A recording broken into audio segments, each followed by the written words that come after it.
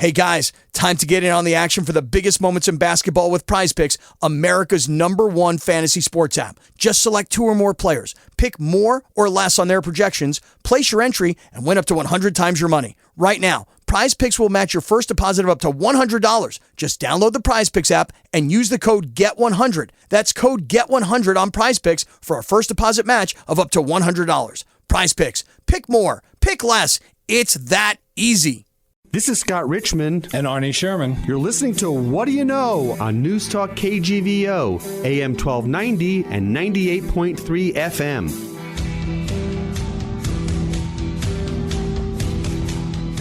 Arnie Sherman, a good Sunday morning to you. Scott, this is a fantastic Sunday morning. There's no more political advertising on TV. It seemed like or the radio. Time I turned on the television, it was like one after another, back and forth, like a pickleball match. And now we're done with that, and it's time to take a look at what happened. What was the fallout from all of these months and months and months of candidates, addressing whatever they were going to address, whether they were loyal, whether they loved the Constitution, whether they loved Montana more than another person loved Montana. It's just all kids kept going on and on and on. I think everybody's sick and tired of that. I just came back from Europe, and they have a much more sane approach. They may not have a different outcome, but they have a much more sane approach to the campaigning. It's very limited. In most cases, 60 to 90 days. Each party gets, it's party elections, really. Each party has about the same amount of money. It's not millions and millions. Some of these Senate campaigns in the big states are now $100 million for a $175,000 job. There's something inherently wrong with all of that, the logic. Right. So we're going to have Eric Stern, former campaign manager and aide to and state office holder. Eric Stern is going to join us today to do a post-mortem. Yeah, frequent guest Eric Stern. And, the three of us are political junkies. We love stuff like this. We love going, looking at both the national scene and then drill down into Montana. I agree with you, Arnie. It's fatiguing, but it does provide an endless storyline to follow on the nightly cable news and on the internet. And so what are we going to do now? Are we going to root for the New York Knicks? Are we going to root for the Giants and focus there? Sports, food, and politics. Well, we still have a couple of undecided races, and then people are going to start announcing for the presidency now. 2 years out is not that long anymore. It used to be you wouldn't hear until 6-7 months before, but now 2 years, as soon as this is done, people are going to be announcing for the presidency. You're going to have you won't be having the advertisements, but you're going to have social media all over it. What's Trump going to run? Trump not going to run? Is Ron DeSantis going to throw his hat in? Is Biden really going to be the nominee again? On and on and on. Never ends. It's as the world turns. You're right, Arnie. We're not going to have the real question I have, though, and Scott, you and I may have to debate this sometime. Does any of this advertising change anybody's mind about who they're going to vote for? It's a good question. That's a really good question. Are they fighting for like 2% of the voters? I mean, how many people really are influenced by, who are going to vote for one candidate and then they hear an ad and say, well, I'm going to switch my vote? Well, it's that independent voter that everybody's trying to win over. It's, right. Maybe 3 or 4% total. That's right. 3 or 4%. Right. Because everybody's voting along party lines. You're right about that. Yeah. Well, it's interesting. So we have a lot to talk about with our guest, Eric Stern. Arnie, I will say the following. Yes. You're right in the sense of we're going to maybe take a month off from politics until, now we have to do the runoff in Georgia. But the beginning of the new year, we get right into 2024. There was no question. And you're already going to, whether the candidates announce or not, the media is going to be speculating now who's going to, they do it in sports, right? 2 years before the draft, they're talking about the 2024 draft, the 2025 draft in the NBA or in NFL. They're already talking. As soon as this is over, the news cycle switches to, okay, who's going to be the nominees for president? Who's most likely choices? Is it going to be Gavin Newsom out of California? Is Biden really going to run? Biden said he's not going to make any announcement until after January 1st. Doesn't matter. They're going to still talk about who's going to be the candidates and who's best, what's Trump going to do and what happens if Trump gets indicted. And, DeSantis is, Trump's telling DeSantis to shut up. It doesn't end. So the media will then set the agenda and set the storyline for the next 24 months. You mean the snake in the shovel? Anyway, when we come back, our guest is Eric Stern. Back after this. Arnie Sherman, we are back with our frequent guest, Eric Stern. The political guru that we rely on for big picture understanding of the dynamics of what we find ourselves pretty pathetic, I have to say. No. You're on point almost all the time on the issues that are important in politics, given your long tenure with Brian Schweitzer. I want to start off first, though, talking about national politics. We just finished this election cycle. We reelected all the members of the House of Representatives and a good number of senators. What is your postmortem that you would say in general to our listeners about what just transpired on the national level? Well, I'm going to tell you, the one that I feel most strongly about is, and you guys know that I'm pretty objective and even keeled on a lot of this stuff. I think that Trump is damaging the Republican brand right now. And I think all you have to do is look at Lauren Boebert's contest in Colorado. That nutcase who carries the sidearm, or the machine gun on her shoulder or whatever she does. Right. Barely speak English. She's basically that was a safe district. It was not considered even a competitive district. And Trump had a huge performance there in 2020. And she may lose that race tonight or tomorrow. And even if she wins, it's literally going to be by just a hair, literally a hair. And so, and if you sort of look around, you can see that, his candidates didn't do so well, or didn't do as well as they were projected to do. And I think that the craziness has, the craziness has concerned people. He never really let anybody believe that he was actually concerned about what happened on January 6th or about extremism in general. And when you don't sort of show that you're a little bit remorseful, you're at least a little bit concerned as a leader or a former leader about this stuff, people start to sort of impute it to you and think that you kind of want it to happen. And so that's one thing. The second thing is that I don't think that Republicans had a message on inflation. They said, yeah, you're paying more for gas, and you're paying more for food, and you're paying more for everything. That's true. Everybody feels it. But the problem is that they didn't say, here's why Biden caused it, and here's what we're going to do different to bring it down. I think you need to say, you can't just restate the problem. You have to say, here's what we're going to do that the current president is not doing. And they didn't do that. So, and then I think little things like abortion and stuff like that, I think those things mattered on the margins. I really do. I think that issue, you don't need much when it's real tight. You don't need an issue to do much to have an effect. Well, part of the issue related to the inflation is that it's hard to pin it on Joe Biden when it's a worldwide problem. I just came back from Europe. I was in Italy and Germany. Gas is $8 to $9 a gallon there. That has nothing to do with Joe Biden. That has to do with the global economy and how much oil is being produced and whether the Russians are cutting off supply and much broader issues. And sure, you can make an argument that, if Biden would have handled Putin differently, but that's all a spurious kind of discussion. But that's smart. But that's what real smart political strategists do. They fashion that argument. They come up with it. And the point is they didn't do it this time. Republicans aren't very good at strategy. They just sort of are good at hoping that people feel a certain way in this country, and it's their time.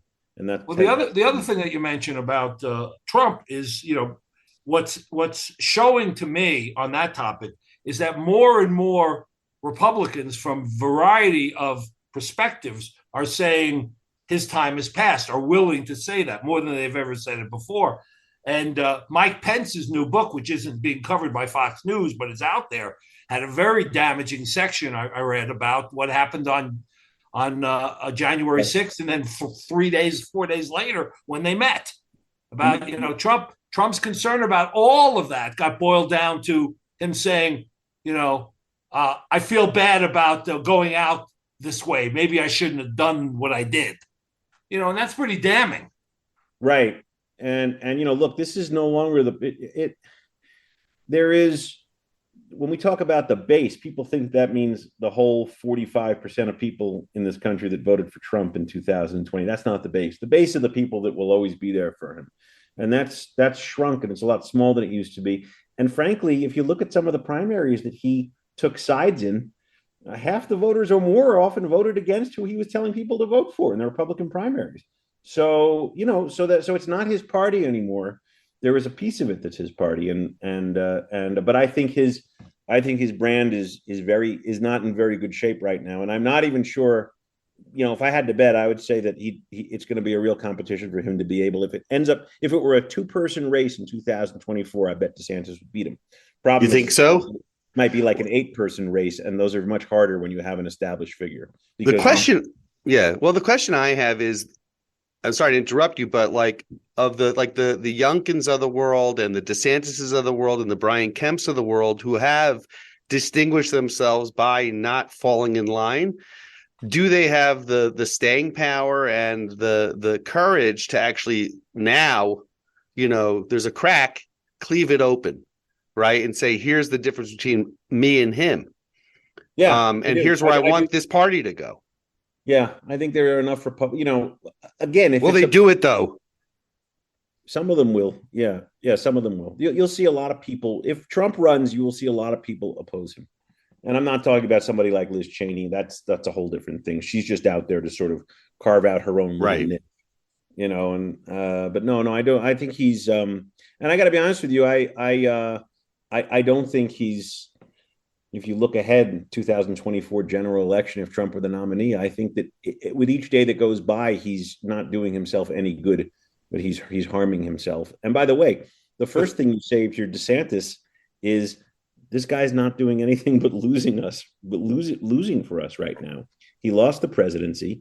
He lost the red wave. It was almost much of it was his making, Trump's. Right.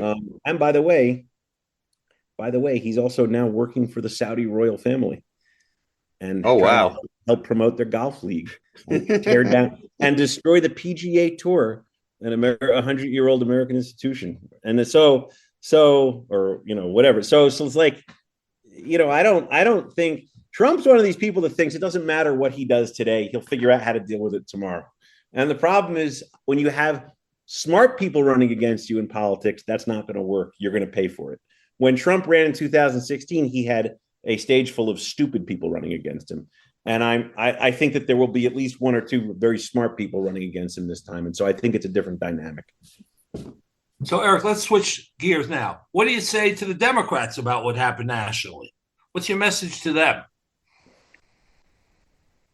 I think they seem to think things went well. In the end, they're going to lose the House and they might lose the Senate.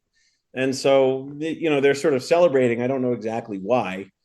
I know because the damage was less than it normally is in every single cycle. The damage is if you lose both houses of Congress, you lose both houses of Congress. I don't know, and frankly, what happens if a Supreme Court spot opens up now?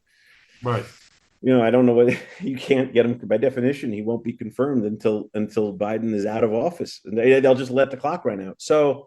I don't know. I do think that it's clear that the Romneys and the Murkowskis and some of the other 1 or 2 other moderate Republicans really aren't much interested in what Republicans in the right wing stands for anymore. So that's an open question.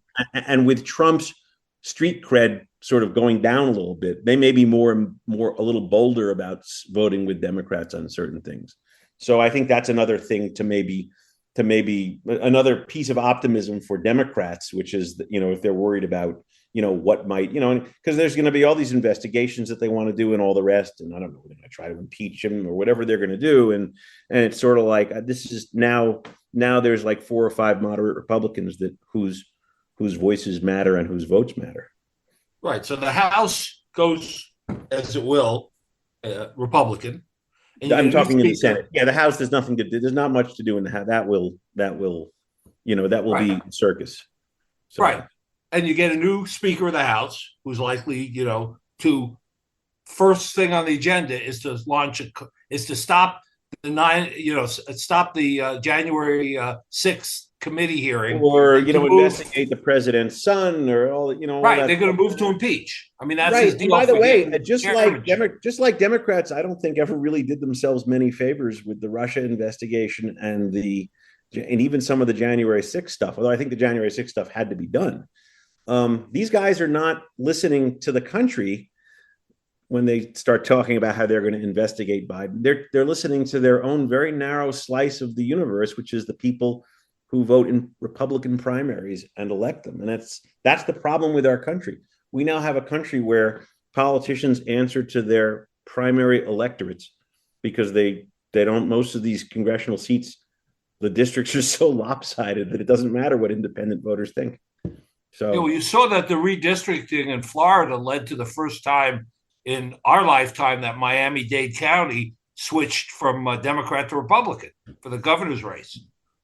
Right. That's right. So, and then you definitely saw some, and you saw some backlash in New York too. Yes. As well, where people were just so thoroughly disgusted with the Democrats that a couple of House seats switched. The Democrats' brand isn't any better than the Republicans in this country. That's right. Among independent voters, although I think people think that Biden is doing his best and is trying to do what he can. He might make mistakes, or he might not be up to it in certain respects, but at least he's giving it the old college try. And I don't think they believe that about Trump at all. I think Trump is. I think the sort of the bloom has come off the rose on Trump a little bit with a lot of independent voters. Let's hope that's true, but let's be careful what we wish for, because we beat Trump. I mean, Democrats, I'm a Democrat. That's right. We beat Trump. DeSantis, different story. Youngkin, different story. So, because they're smarter, and so. That's right. But, and by the way, you are right about let's assume Biden were to run again, you have a competitive primary on the other side. They will rip each other's hides off. And I know running governor's races in this state, if you have an incumbent and the other side is fighting it out to see who gets to be the nominee, they are going to rip each other to shreds, and they're going to come out of that fight right to the starting line of the general election, and they are going to be absolutely just very badly wounded. Bloody. Very hard to move forward. So that's another thing that's going to happen. Of course, if Biden doesn't run, we're going to have the same thing going on our side. Right. So Biden doesn't run. We said now he's going to wait till after the first of the year. So January 1st, 2023, he says, I'm not running. Who out there is likely to pop out of the woodwork? Oh my God, the whole crew. All of them? Everybody you saw last time, plus a lot of new ones is my guess. Yeah. I don't know. So if you Newsom will start. He will start as a front runner, but I'm not sure how far that all goes. You don't think the vice president will be the front runner? No, I don't. No, I don't either. I think the party doesn't have much respect for her. So I think you're right. Newsom is a good-looking candidate on the surface. Can he? Does he have the thick skin enough to compete at a national level against a guy like, you have to assume, Ron DeSantis? His first problem is that he was married to the Fox News gal that's now dating Donald Trump Jr. Or are they married? They're married. Kimberly Guilfoyle. Yeah. That's his. So he's reached across the aisle. That's a lot of fodder for. That doesn't help you in a Democratic primary. No, it's a lot of fodder for the nightly talk shows if that happens, right? Pillow talk kind of a scenario.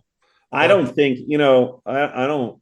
I mean, I don't know what to make of all. I don't even know. I don't even want to think about it. Don't think. But let's go back a step. Let's zoom in on Pennsylvania. Let's look at the Fetterman-Oz race for a second.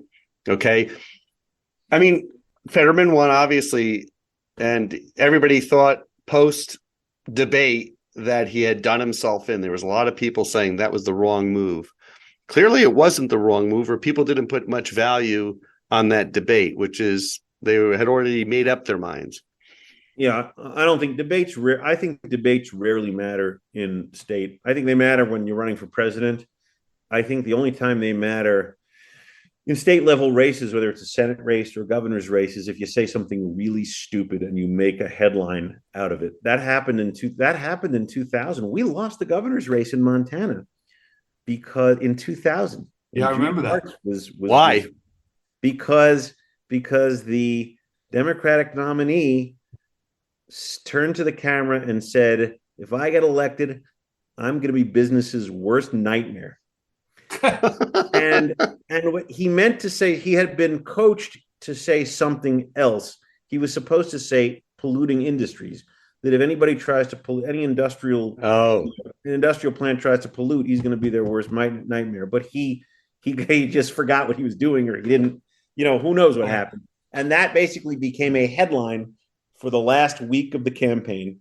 And he lost a close election. And I think that if he hadn't had that situation, he might well have won that race. So it just got a perfect example of, otherwise, there aren't a lot of people that watch those debates. They're very low rated.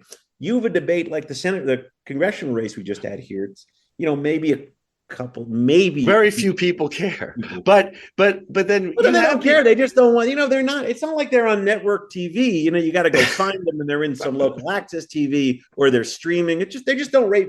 There's just not that many people that tune in. Well, the equivalent, just back to Pennsylvania for 1 second, and then we'll go on. The equivalent is Dr. Oz was a terrible candidate, and Dr. Oz had a lot of gaffes, and he was his own kind of blooper machine. And, so he kind of did himself in. People didn't have much confidence in him. And I think you have to give Fetterman credit because he was always on message, Yeah. And by the way, Oz did say something stupid in that debate about the abortion. Abortion, which probably did affect it a little bit. And Fetterman, everybody already knew he'd had a stroke, and they didn't expect him to be fully, fully with the program. And so Oz also did a number of things like say, I want everybody to go out before the Steelers game and knock on 10 doors, and then Fetterman would Twitter and say, the Steelers aren't playing this week. Yeah, no, that's right. And he's not from Pennsylvania. Right. So that always looks, people don't like that. I mean, you guys know what it's like in Montana when you have somebody who's branded as an out-of-stater coming in. So, and then the other problem is, I mean, look, Biden won Pennsylvania fairly strong, with a fairly good margin. And here's Trump coming in and saying, "This is my candidate, Oz." Right. Him. And again, I just don't think it was helpful. I really don't. Right. And in fact, the way that is, Oz was trying to spend the last several weeks of the campaign telling everybody how even-handed he planned to be if he was a senator. Right. He was distancing himself a little bit. Well, and of course, Trump blamed Melania for supporting Oz. Of course. He threw her under the bus. That's right. But that's what she gets paid to do. That's what she gets paid to do, Arnie. Let me switch now to Montana. Eric, when you were working with Brian Schweitzer, when Brian Schweitzer left office, the state had every state office except for one was Democratic. The 2 senators were Democratic. All of the state office holders were Democratic. There was one Republican, one congressman. That was a Republican. 10 years later, it's exactly the opposite. There's one Democrat, John Tester. What's happened in 10 years? Well, one thing never changed, which is that Democrats are lucky to get 40% in a presidential election here. I mean, John Kerry got 35%, Al Gore got 36%. Obama got 43. It was the only time in the last 20 years, 25 years that a Democrat got that percentage, and it only happened once. And the next time he got 40. And so, and then Biden, I think, got in the 30s. So it's, this is a Republican state, and certainly as national politics are concerned, it's a Republican state. And the problem with Democrats here are, it was once a competitive state when farmers were big Democrats, and going back to the 1930s and the 40s, when a farmer was a Democrat. And unfortunately, it's a white state, and it doesn't have a demographic that tends to favor Democrats. If you look around the country, that's with the exception maybe of Vermont and New Hampshire, and even those things are trending in the wrong direction for Democrats. And so that's what Montana is, and what you have over the course of the last 2 decades is an occasional figure who comes along and says, I'm not the kind of Democrat, I'm a little bit different. And that's the Schweitzer or the Tester, and to a lesser extent Bullock. And once those guys are, it's sort of you live and die by those leaders. And I don't think when legislative races, for example, we lost seats in Tuesday's elections in the state house, and nothing that's going on nationally really helps is really favorable to Democrats. But even with that, no, I understand that completely. We did have a whole slate up till recently of Democratic statewide office holders, and now we have none. Right. So in 2004, when I was Schweitzer's campaign manager, we won the governorship and we also won both houses of the legislature. And so that we had a state Senate president who was Democrat and a speaker of the House who was a Democrat. And we were messaging about different things back then, and we were reaching out much further than I think the state party does nowadays.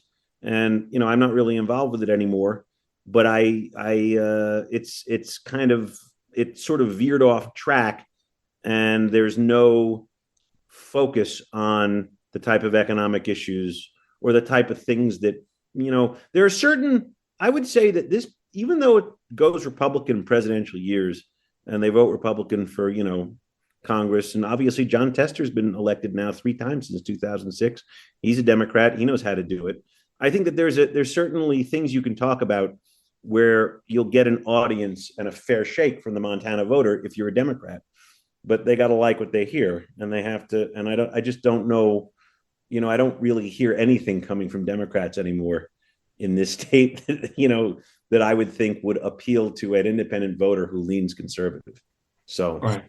So we create a new congressional district, District 1, right? Right. And we have Zinke running against Monica Tranel. But that district is already slanted towards Republicans. Is that correct? It was slanted towards Republicans. It was a district that we had high hopes for, but then the redistricting commission sort of sided with a Republican argument about how to divide these 2 districts up. And so what ended up happening is we obviously have a very conservative district in the East, and we have this competitive, what's supposedly a competitive district in the West, but Trump got 52% of the vote in that district, and Biden got, around 46. So I don't, just to compare that, of all the House races that were going on election night that you saw around the country, none of them that were 52% Trump districts were considered remotely competitive.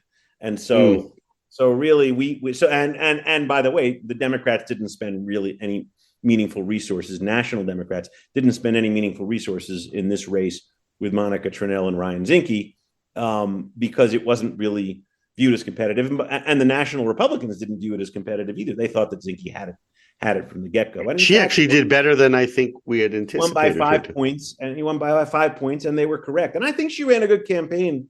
First-time politicians, you often screw things. First-time campaigners, right, often do it the wrong way. And I think she did very well. I just think that on a night like last night, it wasn't really. I don't know that it was really reachable. It's just again, it was a district that went 52% from Trump, and we're dealing with an enormous set of economic problems that this nation has. The cost of things basically. And I think that when you have that, even if Republicans aren't very good at articulating why it is that they should be elected in a district like that, it doesn't matter. It's going to go red, and that's what happened. We've rapidly approached a time in politics where it almost doesn't matter about your personal flaws. There was a time not too long ago where if you had one thing happen, one event happen, like with Gary Hart and right on the boat, that was the end. You have to leave. Now you got a guy like in the case of Ryan Zinke, a guy that had to resign because of but it doesn't matter, because if you think about it, in Europe, what do? You walk in at election time and you vote for what? You just vote for the party. Right. In Canada, you vote for the party. In France, you vote for the party. And frankly, on some level, I guess it, the way we're, and it's not that surprising that that's where we're going now too with a lot of this. Right.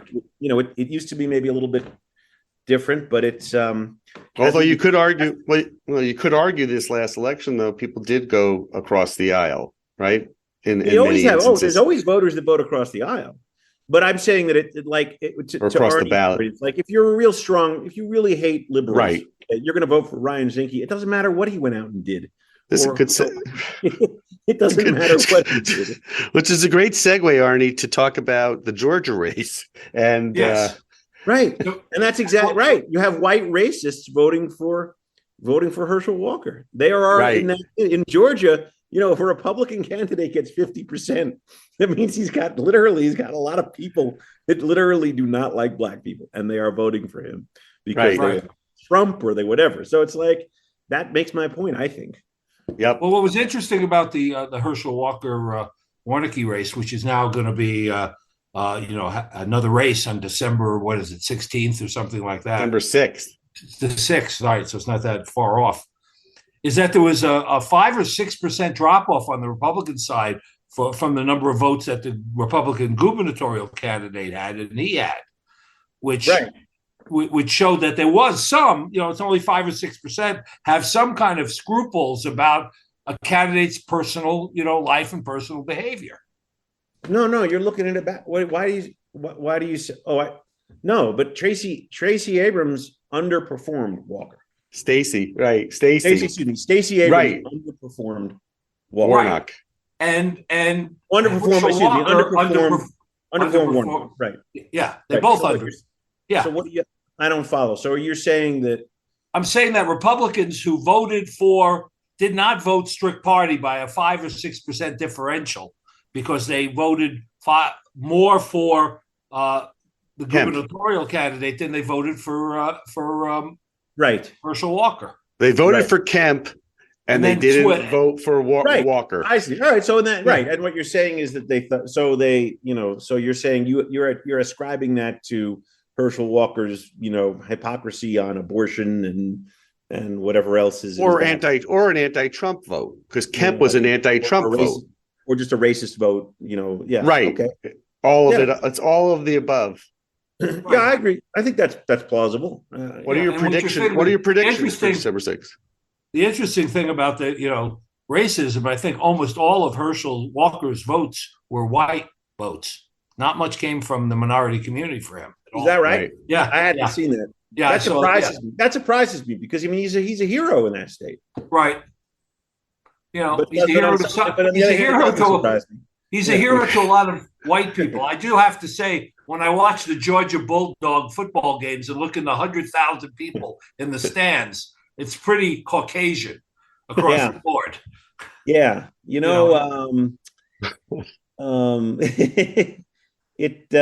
By the way, the bigger question is, why on earth does Georgia believe that it needs another $100 million election? Yeah. Right after the one that they just did. It's unbelievable you mention that. And it always has bothered me that the public doesn't understand or doesn't feel like there's some disconnect between somebody spending $50 million to get a $175,000 job. Yeah. I was again last week in Europe. And the European way of managing campaigns is a lot better. One is, in many places, is a 90-day period for campaigning. Right. There's no private money allowed in the campaign. It's federally funded, so the candidates have equal kind of amounts of money, or the parties have equal amounts of money. And it seems like a much more, it's a national system of voting, not every single state. You see what happens here. You don't get results back in some cases for 5 days because every state has a different system of doing electoral votes. When you were at the, working in state government for a while, our system worked very well in Montana. We have I was deputy secretary of state for a few years, and I was in charge of a lot of it. And the fact is that we have we have paper ballots, and we use optical scan machines. So you take a stack of ballots that everybody's filled out with their pencil or their pen, and you just literally, like when you take the SATs, you just run them through the counter. You do it a few times, and it can be, all of it is observable by representatives of both campaigns, both parties. Right. And it's really I've never seen any problem as long as I've been in this, which is now 18 years of campaigns and elections and working for the governor and so on. I've never seen a single real serious problem with any county level integrity. Yeah, or the integrity. And that includes, there's plenty of partisan election clerks because they run for office in many cases. But even they understand their job. So, and then you have Arizona, where you have Carrie Lake, who says, if I don't win, that the election's a fraudulent election and I won't accept the results. Of course. Well, she's learned from the master. Let's do this in our remaining moments in this segment. Let's go around the horn. Let's look at Arizona, right? Arizona appears to will fall to Mark Kelly, right? So that's one more for the Dems. Yeah. So now you're at 30. What are you at? Now you're kind of at a dead heat. Where does Nevada go? What happens with Nevada? Nevada goes as we are recording this on Thursday night, the 10th. There are about 87 or 88% of the ballots have been calculated. There's 12% outstanding, roughly. Most of those are in the two big counties that are Democratic counties. That's 180,000, 190,000 votes. Most of which those ballots were cast early on, and early on ballots are generally, at least in Nevada, are heavily Democratic. Right. So Republican candidate, as we speak now, is up by about 10,000 votes, but there's 180,000 votes to come in. This happened, by the way, during the last 2020, that the last votes that came in swung to Democrats. So my belief is that we're going to be 50 Democrat, 49 Republican before the Georgia race takes place. Warnock. So all right. So it's done. You're saying it's over. Then it's over. The control of the Senate is determined. I believe that's the case. Right. Arnie is predicting Nevada blue, Arizona blue. Eric, I expect to lose one of those and win one. That's all I'm saying. Arnie, you think Arizona goes red? Yeah. No. Blue. I think that Arizona, that Mark Kelly prevails, and I think that the Cortez current Mastro, prevails. All right, and Eric sees a split. He sees Arizona or Nevada going red, and the other going blue. I see the same thing. I see one red, one blue, and then let's go back to Georgia. And then Mitch McConnell gets to pin his hopes of being the Senate leader on a candidate that has Herschel Walker. Yeah. Then you're going to see $20 million or $30 million or $40 million spent in Georgia. More than that. Easy. Easily. But by the way, by the same token, if you're right, Arnie, and we win it before Georgia, I expect Republicans to walk away from it. I agree with you, Eric. I think Arnie's being hopeful because he'd be a huge embarrassment as a senator. No. Well, here's my position, and we could next time we do the show we can talk about it. There's 30% of the vote out in Arizona, and the Democratic candidates ahead, and write-in ballots in that state usually trend Democratic. And is it write-ins though that they're looking at? I thought they're looking at same day in Arizona. It's not about what the state is, Arnie. It's about what part of the state they're coming. I know, and I looked at the maps. They're in the Democratic counties in those states. But I think it's same day. It's not mail-in Arizona that they're counting and tabulating. And that might be the case in Arizona, but where they're coming from are heavily Democratic areas. And on that topic, by the way, I'll tell you something else. Republicans have convinced their faithful that mail voting is some evil plot, liberal plot. And I have to be honest with you, they have cost themselves votes in every election because of that. Yeah. Because if you have 100 people that are politically motivated, not all 100 are going to go to the polls. Somebody might, their aunt gets sick and they got to go, babysit and they don't have time to get there. Or they go there, there's a line that's an hour long. They say, the hell with this, I don't want to vote. You might get 90 of them voting. But if they all get a mail ballot, then you have 100 of them voting. And Republicans have cost themselves real numbers, but they have created this theory and this idea, this notion that they're now going to have to try to somehow back out of or it's going to continue to cost them votes in elections. It's silly. I'll tell you something. Back to Georgia, okay, which is really where all eyes are going. If we do have a split, the question becomes who wins that, right? So really, it's Stacey Abrams versus Mitch McConnell or versus DeSantis. Like, does DeSantis go up to Georgia to lend his weight against Herschel Walker? Does Kemp do that, right? Because it's a crucial seat. Right. Let's not lose sight of the plot here. They want to have the shift of power go into their favor. I am sure that the Republicans, if it matters, the Republicans will show their support to him. Right. But then who wins? Predictions. Oh, I mean, it'll be again, it's a coin toss from here. Let me share with you something that's interesting at this moment. Let's go back to Arizona for a second. We're not all political number crunchers. But there's only 73% of the votes been counted in Maricopa County, and Kelly's up by 8 points among those. And that's 1.1 million votes. 23% is another 230,000 votes coming in from that county that's heavily Democratic. The second largest county is Pima County, where Kelly is up by 25%. They have a third of the vote to count. They've counted 286,000. There's another 100,000 votes in that county to come in. All the other counties are much smaller, and almost all of the votes have been counted. Which is why everybody is saying that Kelly is probably going to pull it off. Right. Yeah, Kelly wins Arizona. Nevada doesn't look like that. And so, that's your, Nevada may be a toss-up, but I agree with you. Arizona's Kelly. Nevada's a toss-up, and I worry about Georgia. I'm much more concerned about Lauren Boebert. Do we know how she's doing? By 47 votes at the moment. Oh, she's up now? When I last looked, she was down. No, I think she's up. Oh, okay. All eyes are on Lauren Boebert. No, she's that's a very interesting race because she was supposed to have a walk.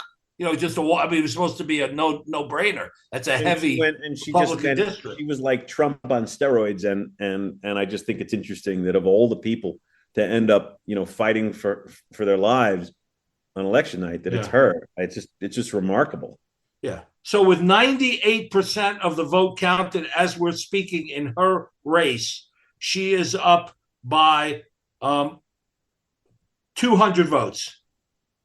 Yeah. Out of 320,000. And I just don't know I'm not familiar enough with Colorado Springs to know where that area to know military base. It's usually red.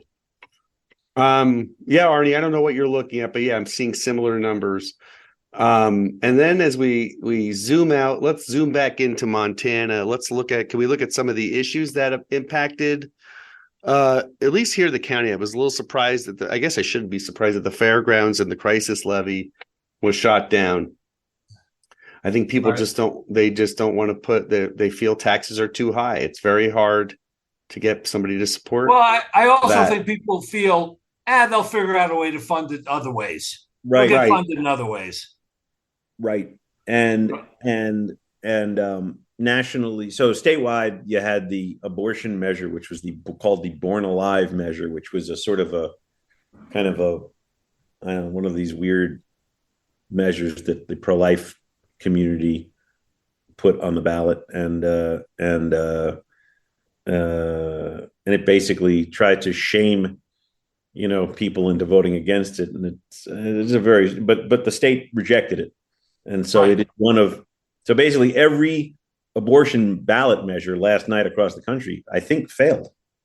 Yeah, I don't think anyone. So, not to mention ones in the special elections earlier in the year, in the primaries, there were ballot measures too, like the one in Kansas that went down too. So that's fast becoming obvious to the pro-life movement that they're sort of in a very small corner of the room, and they're not going to come in. They're not benefiting. They're not having success in a lot of places, and I don't think they're benefiting Republicans either with their activities. And then the other one was there was a digital ballot measure. It was about digital privacy and what law enforcement can do with your records, and that passed overwhelmingly. And then the Supreme Court race in Montana, the appointee Ingrid Gustafson, who was a Bullock appointee.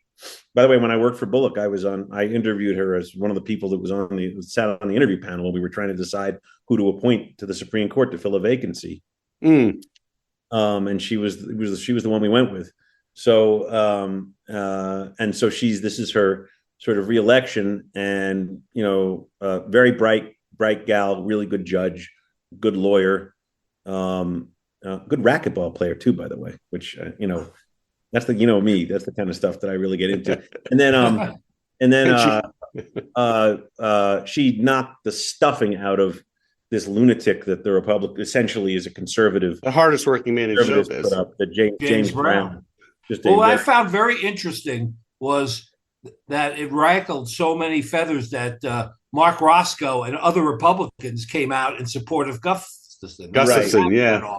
And to answer it, the Republican Party came out and supported Brown, which you're usually not supposed to do in judicial races in the state. They're supposed to be nonpartisan, and you're not really supposed to